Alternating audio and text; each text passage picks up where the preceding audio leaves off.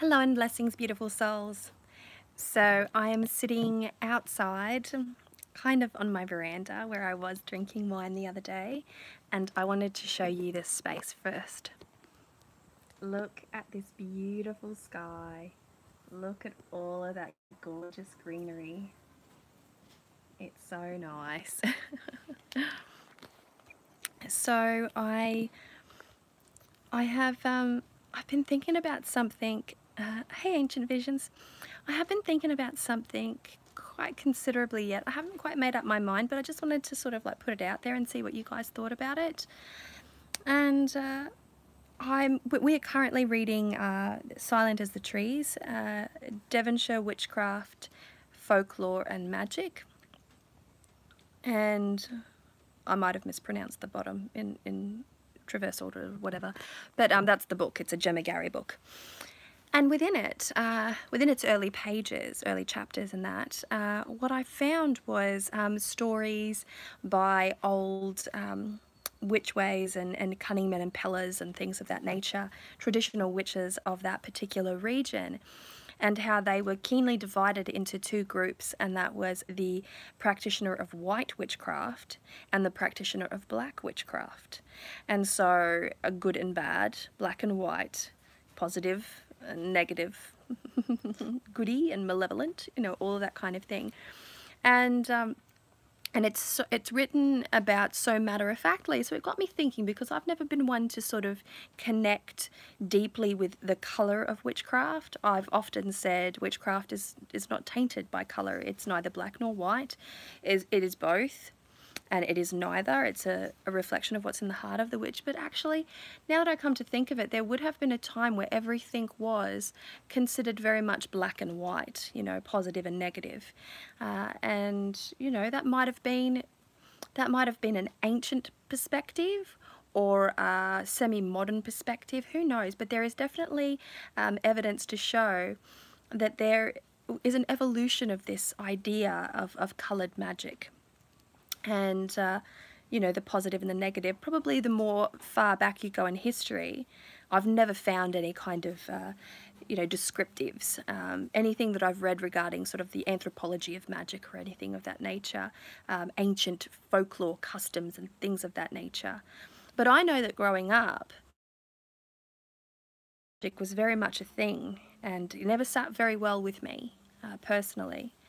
But I'm starting to think about it more and more, and particularly now where there is still, you know, that particular attachment to I'm a white witch, or I'm a black witch, or I'm a green witch, I'm a grey witch, I'm a this witch, I'm a that witch. And, you know, there's a beautiful rainbow spectrum of identifying colours for a particular person's witchcraft, and I'm starting to get into it. I can't find a colour that actually pertains to me, because that's just, it's not something that I personally adopt for myself. I could never say, oh, I'm a this coloured witch. I can't do that. My practice as a witch is very wild and wide and varied, and, you know, there is no colour descriptive for me that I can firmly sink my teeth into. But I do, you know, I do like this idea. Suddenly, I find myself liking this idea, Rainbow Witch. Yeah. And perhaps this is the springtime, and I was on IG this morning and I was talking about how the springtime and everything was in blossom, and how there was such an incredible cornucopia of colour literally bombarding me in my biosphere, and just setting off all of these you know, incredible sort of sensations, these feelings. I was really responding to all the colour. And there is definitely, whether you know, whether we recognize it or not, there is definitely the person in that pull. There is the practitioner who feels the pull to shadow. Everything must be dark. Everything must be Morrigan, crow, shadow. It's very much a typical stereotype, I would say, in fact. And that's not me trying to be offensive or anything, but it's this is what I see. And then I see the artistic witch, the creative witch, and everything is a burst of colour, and it's, you know, it's perfectly messy, you know what I mean? it's, you know, like a perfect example, Molly Roberts. Molly Roberts from Her Speak, perfectly messy, perfectly coloured, perfectly unique, you know, really creative, artistic type of witch. There is that.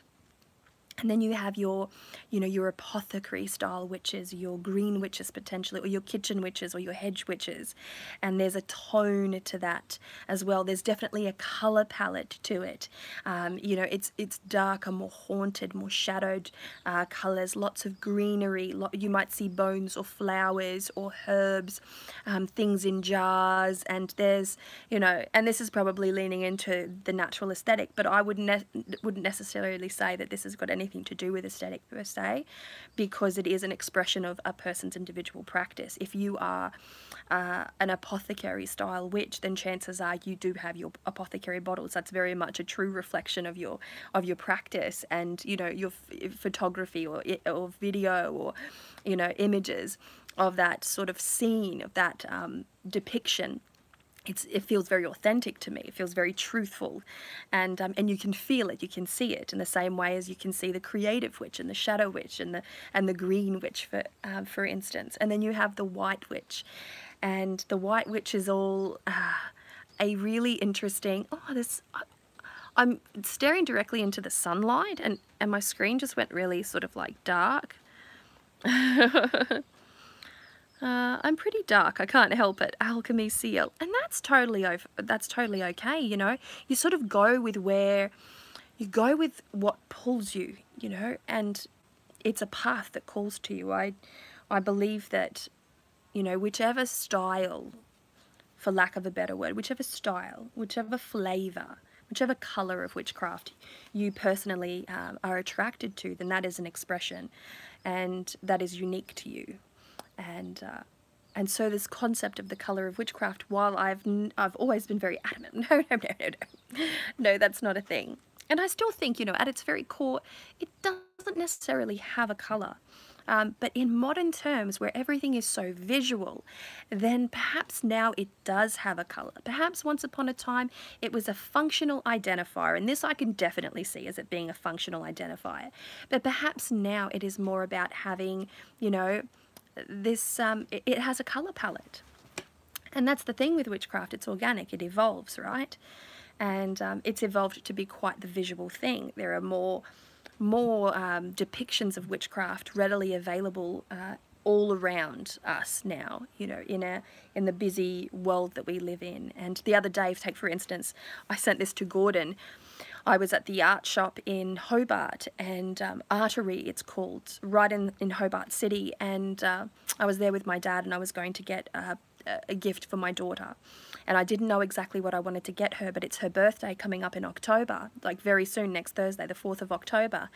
And I walked up to the front door, and right in the display window, I hadn't even walked in the display window, there was this Kabbalistic tree of life artistic depiction in the art shop. And I thought to myself, look at this is a cult on the sidewalk, a cult in an art shop. So it is so there. It's either on your screen through your movies, or, you know, hidden in plain sight.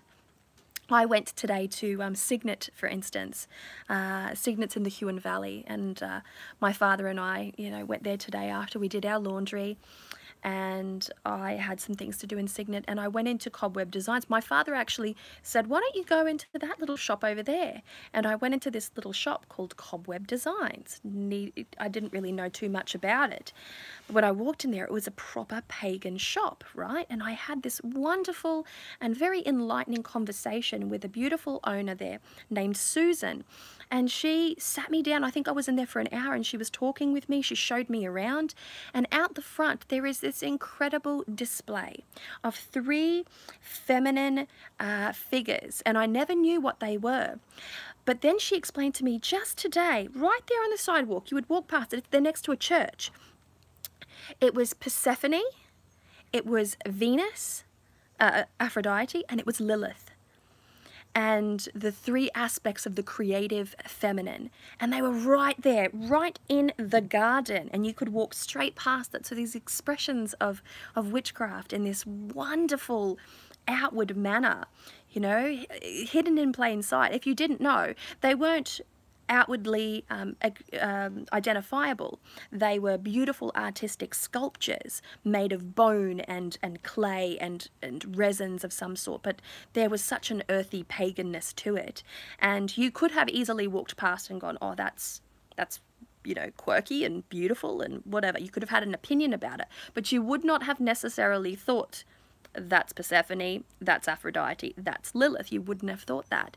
And they were there set in this, you know, underneath an ash tree with an ancient rose thorny bush and this beautiful sort of English style garden, and they were there. And they were there. And I have been finding more and more of that here. And I am starting to believe with all of my heart that in modern day, witchcraft does have a colour. And it's a new thought that I'm having. And proof that I actually do evolve my theory, because, you know, 4 years ago I was on YouTube going, witchcraft is neither black nor white, and, you know, and again, I'm not wrong in saying that, because it's true for me. I can't colour my craft. I don't adhere to a colour. I'm not very shadow. I quite ebb and flow with the phases.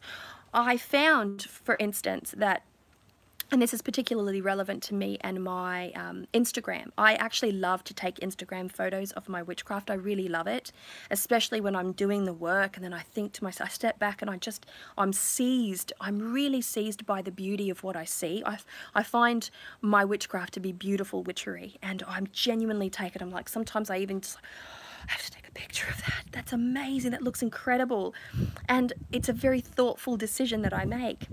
And when I was up north, I used to use the Ludwig, I think it is, filter, which is very red. It brings out the reddy tones, and it was very warm, and, you know, I worked with its sharpness and that depth and warmth. And here I feel less of a call to the red and to that sort of warmer tones, and more to like a cooler tone. So it's definitely had an impact on me, and I've, like, you know, suddenly I opened up my Instagram to put my beautiful creative filter over it, and I was like, no, I don't think I want to use you anymore.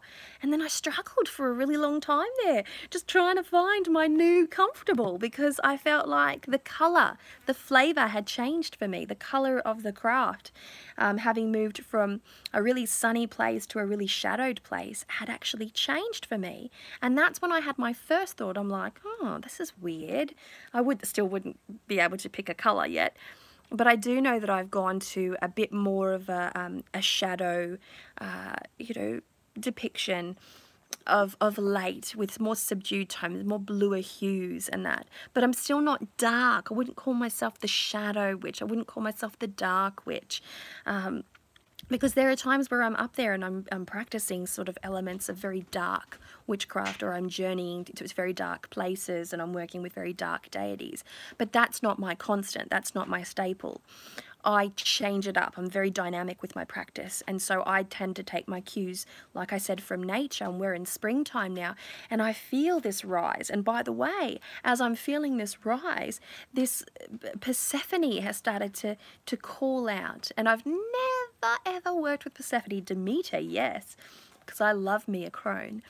And Persephone started to call, and I love the mix and mingle and the pull and push of energy with the underworld and the springtime and Demeter, the mother's love concept, the Hades story. Oh, the Greek mythology is so riddled with such awesome stories, right? Can I get at least a thumbs up for that one? So, like, the mythology of certain cultures is just, oh my gosh.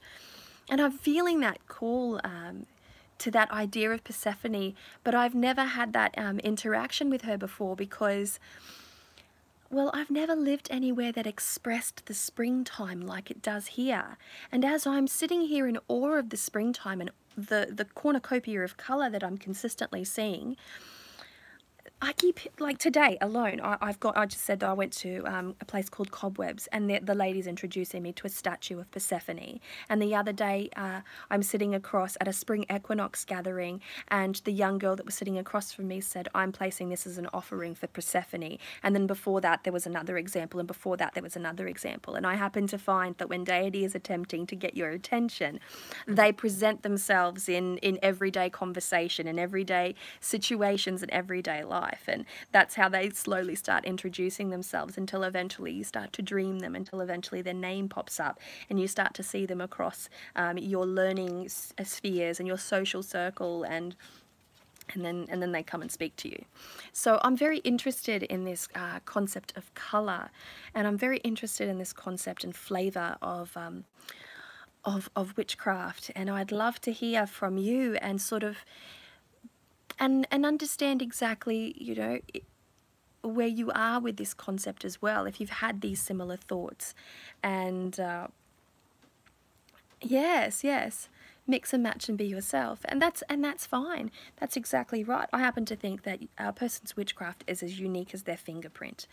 And back home where I come from, a person's magic has a resonant energy. So you can see witchcraft done and left at the corner, and it's identifiable.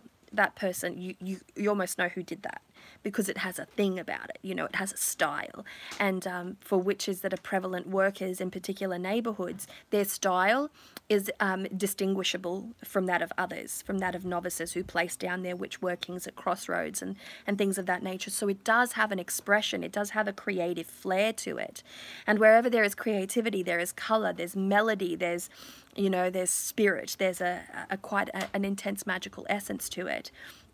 But suddenly I've become fixated on this concept of colour, and I see that, you know, I see the brooding shadow witch, the ones that are, and I'm not taking the piss, I promise you I'm not, but you know, the ones that have a very staple type of practice that often talk about the Morrigan or a dark crone goddess of some description, that consistently talk about shadow work, and they're in that dark side of the occult there. And I'm not talking about the evil side of the occult, the macabre side of the occult, although I do think that witchcraft is beautifully macabre, you know, whether light or dark, it doesn't really matter. I find there's an allure there to that natural spooky sort of macabre. But then there is this, I've just started to notice it. I've started to notice people doing it. And, you know, people in my social circle, people on social media, people here that I know, that I'm face to face with, my own coven witches, for instance, my own witches back home. I look at them and I'm like, oh yeah, you get a colour. You do, you get a colour. You know, there's a distinguishable hedgy green kitchen witch up there. And that's awesome. There's the creative witch up north. You know, these are people that I shared sacred space with, and they have these distinguishable features about their practice, and that distinguishable feature can sometimes be classified using a color lens, for instance. And for others, it cannot. Like, I can't classify my craft through a color lens. I might be able to classify it in different ways, but I can't yet. I couldn't say with any certainty that I could classify it yet. There might be something to that, though. And you know what my dad said to me today? He's like, you have to, it's all well and good to be a jack of all trades, but you have to define yourself at some point. And I thought to myself, what? We were specifically talking about witchcraft at that time. And I felt like, I don't have to define myself. What is this thing? What is this perpetual need? What's this perpetual need to define yourself? Like, and I guess it helps to identify, doesn't it? You know, I often hear that people don't like labels, and I totally respect that. There are individuals there that just don't gel well with labels. But when we lack labels, how do we identify things? If I lacked my labels, I wouldn't have a name, and my children wouldn't have names. My town wouldn't have a name. You know, sometimes a name, a label and a name can help to orient an individual, to help them know where they are going. And I think at one stage in my life, I would have had various different titles or different names or different labels and different colours even to my witchcraft. But now I find myself floating in a learning circle or a learning cycle, not circle, but a learning cycle where I'm drinking a lot more unique information in. And I find that this is a result of the fact that I have moved, that I'm in completely new territory, and that I have to get out of my comfort zone and understand what's going on around me. I still don't know all the prevalent species of trees on this property. There's 28 acres. I have to go for many more walks. I know that this place is replete with relics of the ancient world, fossils, heaps of fossils here, and old bones and, you know, old carcasses. I'm dying to find some deer. I really want some like deer antlers. For some reason I'm being very called to locate some of those for myself, and I want to be able to find them. I love this idea of being able to find that sort of stuff, and usually bone naturally finds me. I get gifted bone, and my dad walked up, and I'll show you what he found for me. He went up for a walk on the property, and he found me this one here. Oh, hey, Snow Boy. He found me this little one here, and it's beautiful. And the kids had found me this other bone, but I think that they've gone off with it. They've placed it somewhere, and it was all covered in moss, and it was so beautiful. But I like to just receive. I like to receive my witchcraft. You know, from the world. And does that make me a world witch? No. Here, meet Snowy, guys. Snow boy. He's only 10 weeks old, and we haven't had a puppy for a little while. This is Snowy. Snow boy. And he keeps peeing himself every time he sees me, or every time I pat him, and I'm just like, stop peeing on my shoes. Look at this. That's enough, Snowy, that's enough. Look at him, he's such a lush. He just wants you to like scratch his belly. He's such a lush. Oh, and check this out. This is the table that my husband just picked up the other day from Gumtree. It's like a marble surface and a brass pedestal. Really pretty for out here. We're super into upcycling, as you can see. Hey, you big lush. Oh, you're so goody. Yeah, so puppy. I know. He's a little Jack Russell. He so terrorizes my 3 kids. Every time they walk anywhere, he's nipping at their heels. So we might have to get him into a bit of puppy preschool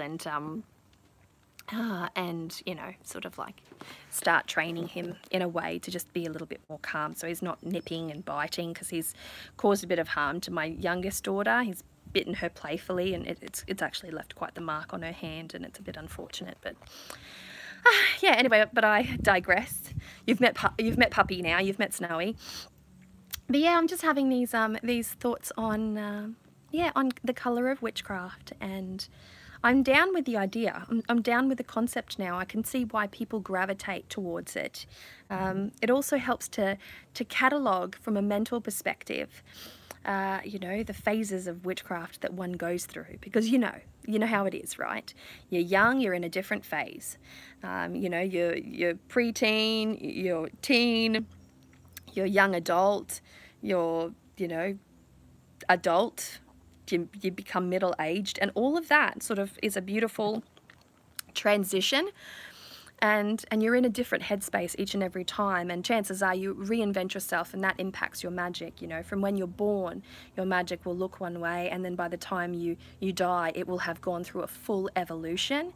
At least that's how I like to see it. I wouldn't like to think of myself as that just same old, you know, doing the same thing all the time. That's just not my bag. Whereas there would be those who are very comfortable in that space, and that's totally okay as well. There's a sense of stability and routine with that, and a calm as well. But I just, you know, I want the whole process to change from start to finish, and maybe when I'm in my final days, my witchcraft is going to look similar to what it did when I was young. Who knows? But I never want to sort of, I never want to lose that sense of wonder, and I never want to be the person that doesn't change their mind. You know, there is this thing where in modern society you shouldn't change your mind. You make up your mind and that's it. And I think that that's a very rigid way of thinking as well. So if I hadn't changed my mind about this, you know, this idea of witchcraft and colour in the modern generation and how it's being visually depicted, so of course it does, and the creative aspects of witchcraft, and, you know, tie that all into the aesthetic and that, which is still a very different thing. What I was referring to at that time was very, very different. Yeah, if I didn't have that, then I wouldn't be paying attention. I don't think I'd be learning. I don't think that I'd be growing. I don't think that I would be paying attention. And I never want to be that person that never pays attention. I always want to be the person that listens beyond what the average person hears. I want to feel it. I want to see it. I want to connect with it. And I want to change a lot. I feel like I need to shed those skins from time to time. And I think that I plateaued quite a bit when I was up north because it was constant. Every day was sunshine. Every day was hot. Every day people were doing the same thing, wearing the same thing. It never, ever, ever changed. It was just the same all the time. And some people love that. I love it that it's sunshine all the time. In fact, I was at the butcher and he's like, why did you leave Cairns for Tasmania? Cairns is amazing. Cairns is the best place in the world. And I'm like, we're obviously on very different paths. That's pretty much all I said. But yeah, I've come down here and I've only experienced one season change, and I can already see that it's sort of like woken me up in a way, like I'd been hibernating for an intense period of time. And I can see that in what I'm creating now. I can see that in the type of material that I'm writing, and what I'm videoing, for Patreon especially, in the things that I'm talking about, in the fact that I've created this online coven, and the type of space and the type of community that I'm attempting to nurture, and I can see it in everything that I'm doing, and the way that I'm thinking, and the conversations that I'm having with other people. Like I was talking to Alora today, and for those who don't know, Alora's studying anthropology and she's here in Australia, and we were having these great little conversations here and there, and she just sent me through a whole bunch of academic papers on anthropology and witchcraft, and studies, like academic studies that I'm going to go through, and they're about 15 to 20 pages each, and I think she sent me about 5 of them. Because I like to read that sort of thing. I like to learn, I like to grow, and I like to change my mind, and I like to alter my opinions, and I am now altering my opinions to this idea of the colour of witchcraft. I know for myself though, and this is from a magical perspective, I'm sure you guys can agree with me on some point here, but that, you know, colour magic is in fact a thing, right? Colour magic is a thing. Now, you know, for the baser ends, we've got white and we've got black, right? Complete opposites. White is the full spectrum. Black is the absence of colour. All of those two things. White can be used to substitute any colour except for black. And I find that to be very interesting in traditional sort of colour magic. And if you ever want to learn about traditional colour magic and you know nothing about it, then I highly recommend Raymond Buckland's books, and even art therapy. Learning about colour through the angle of art therapy, that's really beneficial. Not one resource comes to mind though when I say that. But yeah, when we're looking at colour and we look at green as prosperity, for instance, and health, and we look at pink as love or self-love or harmony, and we look at blue as communication and healing, you know, when we look at all the colours, we assign certain you know, key words to those colours, and there is a natural understanding. Many people will agree on the colour palette of witchcraft in that regard, you know, on colour magic for that degree. There are some that will never use green for prosperity magic, but will use gold. There are some that believe that gold is not a colour, it's a mineral, you know, and so, you know, you might get a few little disagreements there. But for the most part, there's definitely a magic to colour. And now that witchcraft is becoming much more visual in its appeal, there is definitely an element of colour to it. And when I was doing my witchcraft aesthetic project, somebody said to me, and I thought this was very, interesting. She goes, now all you need to do is start photographing your things with flowers and, oodles of flowers and crystals and bottles and things of that nature. And I thought to myself, yeah, okay. But then yesterday I was doing a video on my spring decks, and I was thinking about, how to set up my arrangement for my video for Patreon on my spring working decks, and my daughter went out into the garden and she picked all of these flowers and she put them on my altar, and I thought, oh, that's really beautiful. There was nothing stereotypical about it. It was just my beautiful daughter gave me flowers to put on my spring deck video. She knew exactly what I was doing, and she thought that flowers would be a really nice addition. She's 8, by the way. She's conscious of these things, and she's a bit intuitive as well.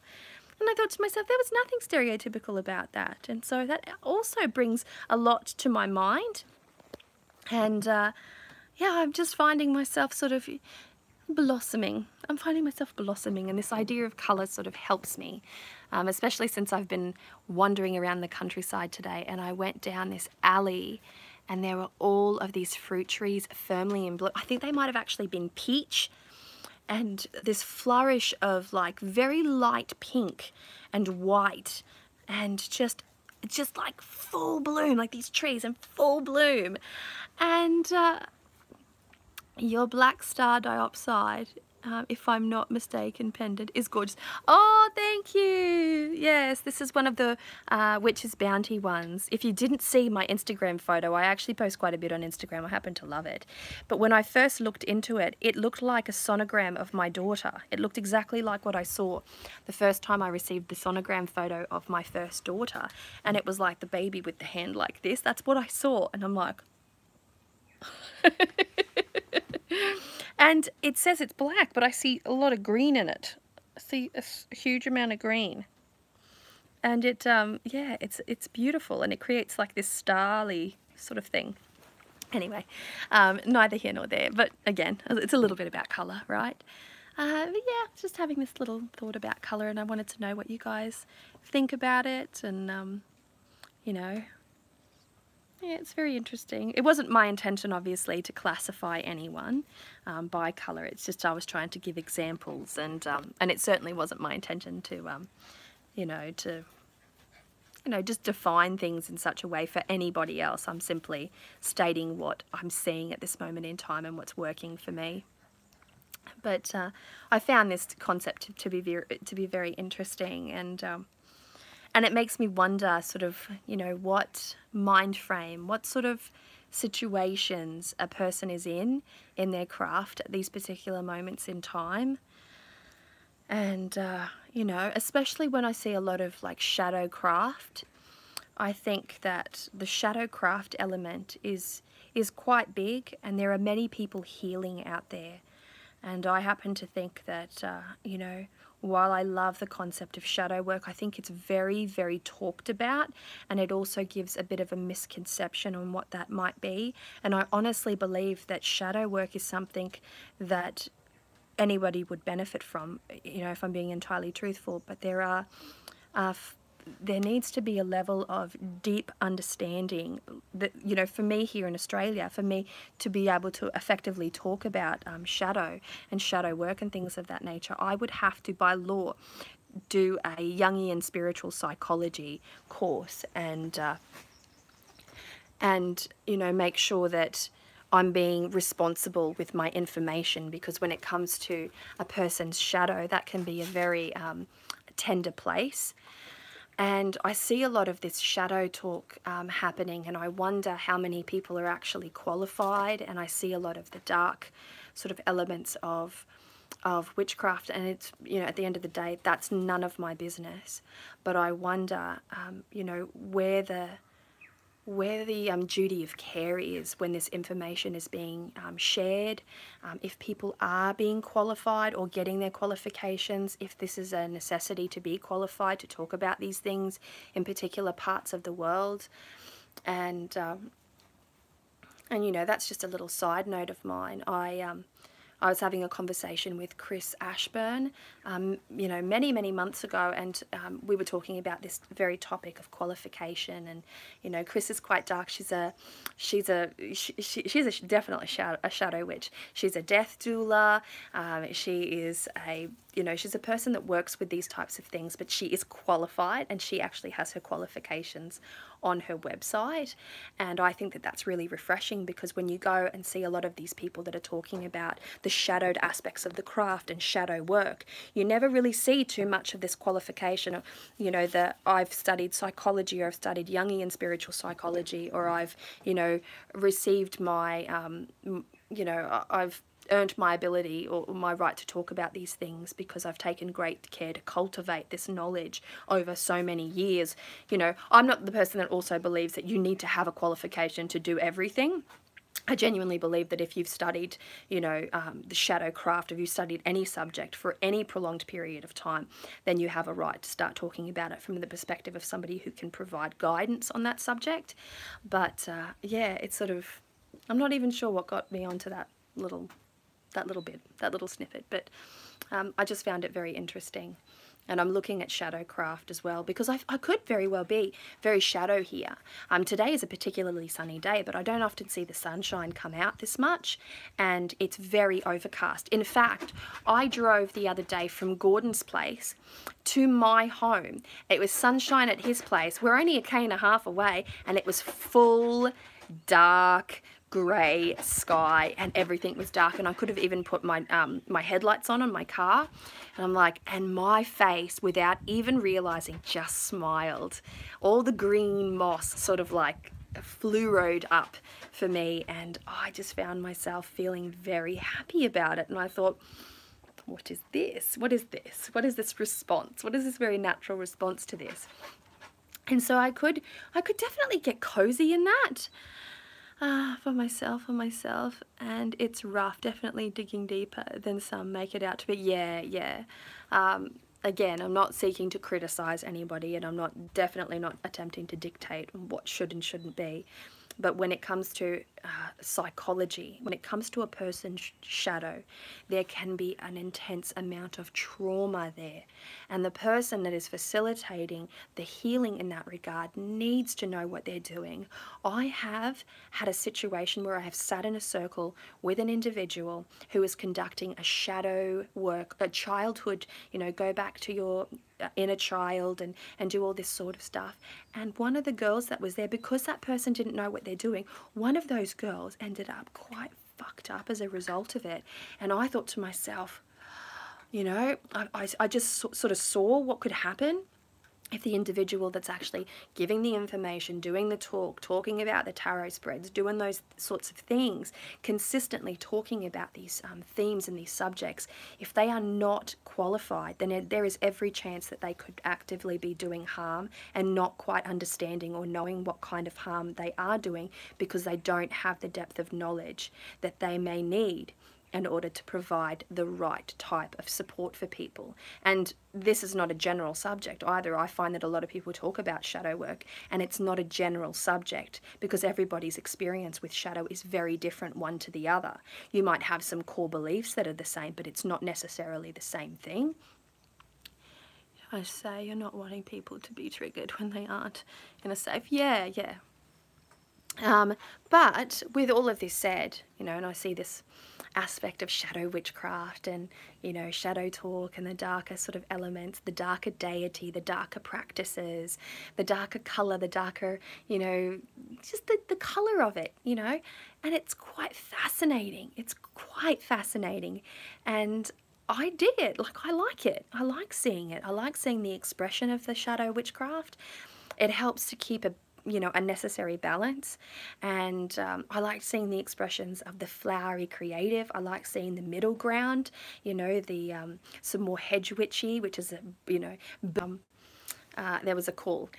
Yeah, so I'm very curious about it. I'm very curious about the concept of colour and how people are expressing themselves, and I'm also very curious about you know, how individuals are feeling more towards colour in terms of witchcraft. now particularly when witchcraft is so visual and it's so, you know, readily seen and readily available. What's the matter, mate? What's the matter? Something sort of... Oh my... What's the matter, mate? Did you get stuck? My dog just made a... Puppy just made a really horrible sound. What's the matter, buddy? I'm going to go and have a look. What'd you see, mate? Do you want to hear something? Here's some shadow for you. This is my driveway. This is my carport here. That's my home there. I'm standing in my carport. Where my car is parked at this moment in time is where my uncle passed away. So when I said he passed away exactly in the front of my yard, in front of my house, it's actually where I park my car. And I was sitting here on the day that he passed, and I was doing CPR in this very spot here. So this place has an energy to me now, and I don't even like walking through it, so I go around that way. That's where I go. And this is, might as well do a little tour. There's my solar panels behind me, and there's my cottage all the way up there. That's where I work. That's where I do most of my work. So this has been a very topsy-turvy conversation. Whoa, whoa, whoa, whoa, buddy! I nearly stood on you! Such a nuisance. It's a bloody nuisance. Stop it! Yeah, so just wanted to sort of see where you guys are with this conversation and sort of what you have. I'm not even, I can't even see these comments. Oh, hi Natalie. I found that my labels are mostly only useful for others, not for me. I only use labels for myself when describing myself to others, not when self-reflecting or self-creating. That's beautiful, Molly. I found the Morrigan firstly in her 3 sides separated. Oh, beautiful. Oh, there's so many great comments here, and I've been missing out on all of them.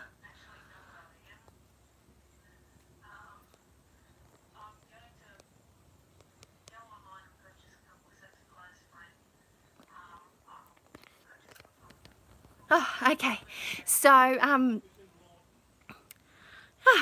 what was I going to say? Oh shit. All right.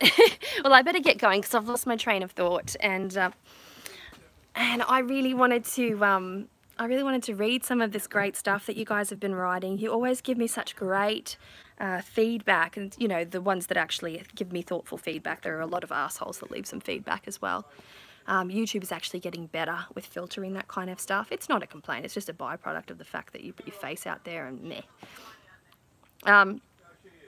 Yeah, so yeah, just have a think about it. Let me know. Send me a message if you think you have, if you evolve your thought processes. But I happen to find that, you know, my definitive statement throughout this, even though I've gone up and down with it, and I've talked about shadow work, which is a little side note.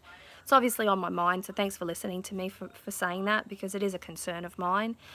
You know, my husband's received therapy at some point in time. I had therapy for postnatal depression, and I just know that I had a lot of shadow to deal with there, and I know what kind of a frame of mind I was in when I was in that very delicate frame of mind, and I would have been horrified if the person that I was talking to, or the person that I placed my trust in, wasn't qualified to handle that and made the situation worse for me.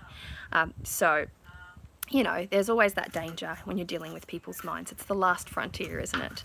But that's basically what I was saying there with that. So it's a bit of a sensitive topic for me personally, and yeah. And so my definitive statement is that modern day witchcraft is evolving into colour because of its visual nature, and there is this little something to do with colour.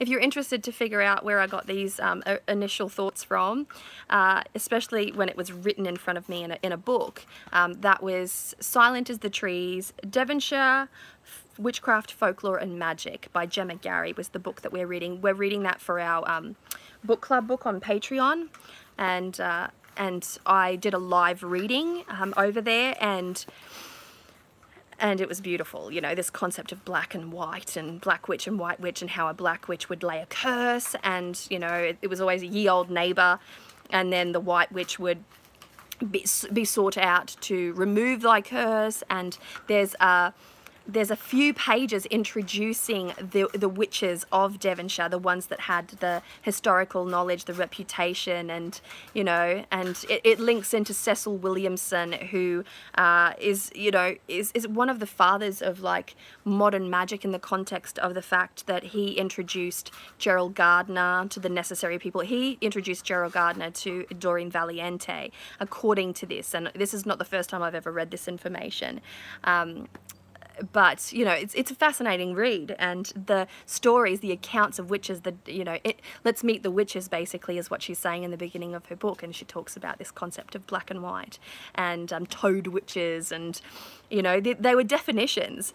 Old such and such, old mole, or the toad witch, or the something or other, and they've got all of these great identifiers that I do believe that at one point in history they would have been very functional identifiers.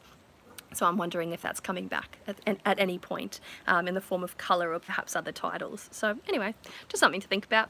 All right, guys, wishing you so much love, luck, peace and joy. Sincerely hope that wherever you are and whatever you are doing, you are surrounded by magic. Mwah! Take care. See ya.